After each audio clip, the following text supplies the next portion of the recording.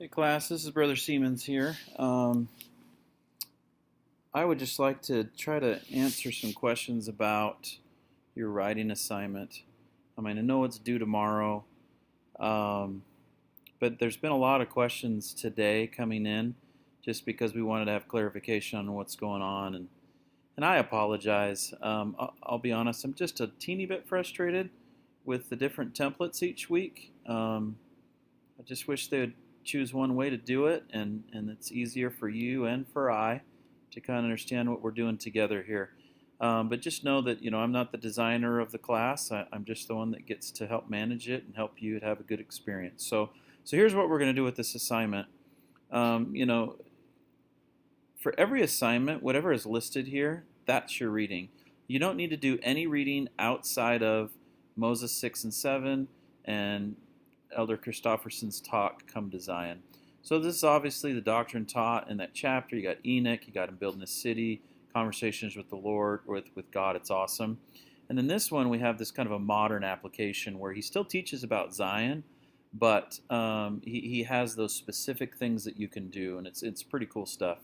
So this question right here, this is the question you're supposed to ponder as you're studying these scriptures in this talk. Respond to that question. It doesn't need to be a huge response, but just kind of respond and just say, here's some of the things I learned about Enoch. Now, these 5 references, you'll notice here it says, after you've read and pondered the question, provided at least 5 specific scriptural references related to the building and establishing in Zion anciently. So we're talking about scripture. For each answer, provide a reference, a brief quotation, and thoughtful explanation.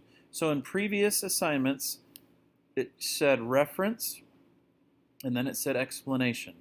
So what some of us are doing, we're just putting the reference, like Moses 6, verse 20, and then we'd explain it, and we didn't include the text. And so what I've been saying is please include the text. And so what you do here, right, is you just write in, a Moses, I'm completely making this stuff up, but Moses 6:34, and you go down to the quotation. Just quote the text. You don't need to find a talk. You don't need to have something from Moses and then also pull something out of the talk. But you just say, actually quote verse 34 right here, and then explain your insight. So hopefully that makes sense. So it looks different, but it's the same thing you've been doing each week. Now down here, where it says, what 2 principles of Zion taught by Elder Christofferson. Now obviously at this point, right, you're including the thing that Elder Christofferson taught.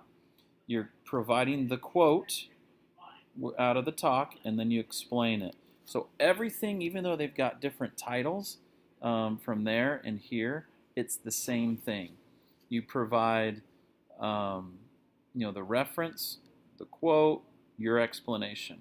Okay, we're not calling it a reference, but we're calling it the principle, the verses from the talk, and then your explanation, and then again at the bottom, 2 questions. So a lot of you have been asking questions, more application questions, and typically I'm just going to say, hey, that's a great thing to ponder about, because I can't necessarily, tell you exactly how the Lord wants you to apply, the principle of Zion in your family. So just understand that if you're asking a question maybe doctrinally, those are things that I can respond to. And the ones where you're just seeking revelation, we're just going to let you and the Lord figure that one out. Now, one isn't better than the other. I'm just trying to help you understand what's going on. So, you're staring at a piece of paper. You're hearing me talking. Hopefully this hasn't been too boring for you. But just keep up the good work. Keep doing the best that you can. And we'll be merciful in that grading, since we know that you're trying to put forth your best effort.